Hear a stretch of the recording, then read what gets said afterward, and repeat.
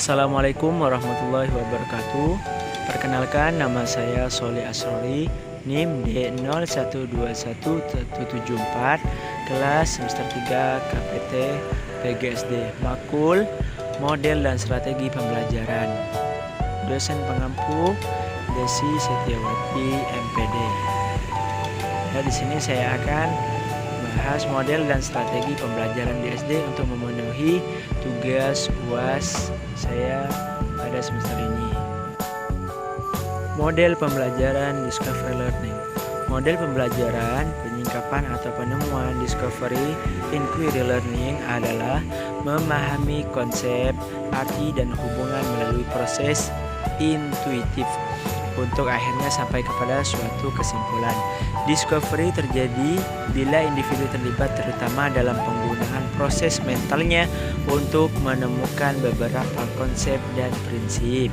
Manfaat atau kelebihan dari discovery learning adalah: yang pertama, menumbuhkan sekaligus menanamkan sikap inquiry. Yang kedua, pengetahuan bertahan lama dan mudah diingat. Tiga, hasil belajar memiliki efek transfer yang lebih baik.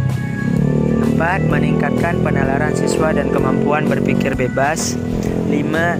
Melatih keterampilan kognitif siswa untuk menemukan dan memecahkan masalah tanpa pertolongan orang lain.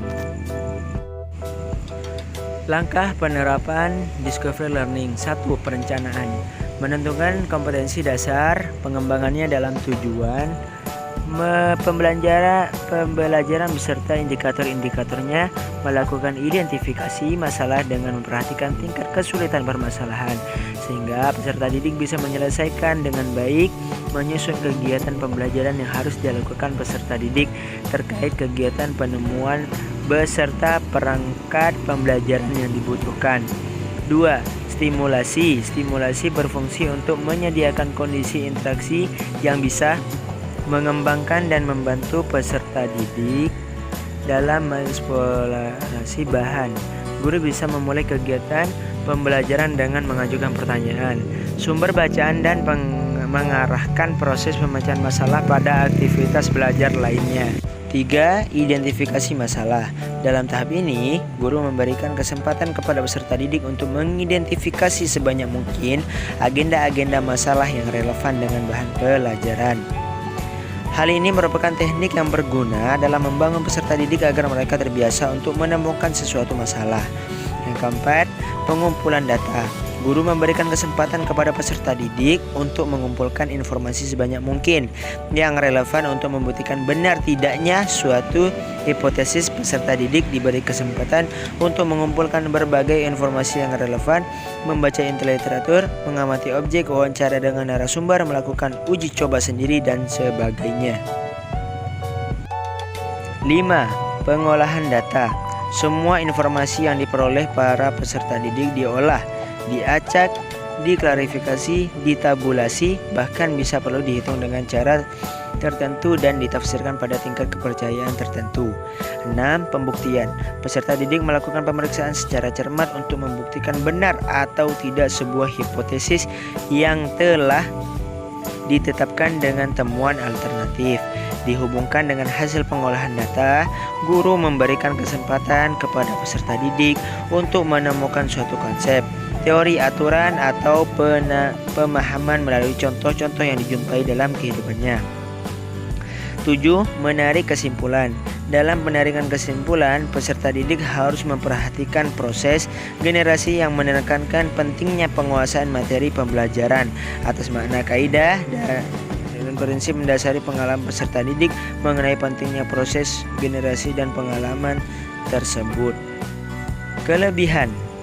Yang pertama, membantu peserta didik memperbaiki dan meningkatkan keterampilan serta proses kognitif.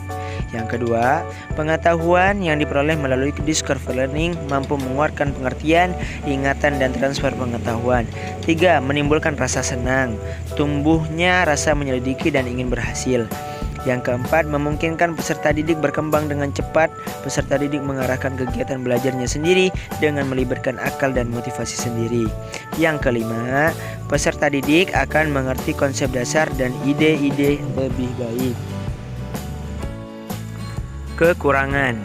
Model discovery learning menimbulkan asumsi bahwa ada kesiapan pikiran untuk belajar. Itu yang pertama. Yang kedua, bagi peserta didik yang kurang pandai akan mengalami kesulitan berpikir dan mengungkapkan hubungan antara konsep-konsep yang tertulis atau tulisan. Yang ketiga, model ini tidak efisien untuk mengajar jumlah peserta didik yang banyak karena membutuhkan waktu yang lama. Yang keempat, harapan yang terkandung dalam model ini bisa tidak terwujud jika dihadapkan dengan peserta didik dan guru yang terbiasa belajar dengan cara lama. Discovery learning lebih cocok untuk mengembangkan pemahaman, sedangkan aspek konsep, keterampilan, dan emosi secara keseluruhan kurang mendapat perhatian. Mungkin hanya ini yang dapat saya sampaikan. Sekian, terima kasih. Saya atas nama Sholih Asrul mengundurkan diri. Wallahul muwaffiq ila aqwamit thoriq. Assalamualaikum warahmatullahi wabarakatuh.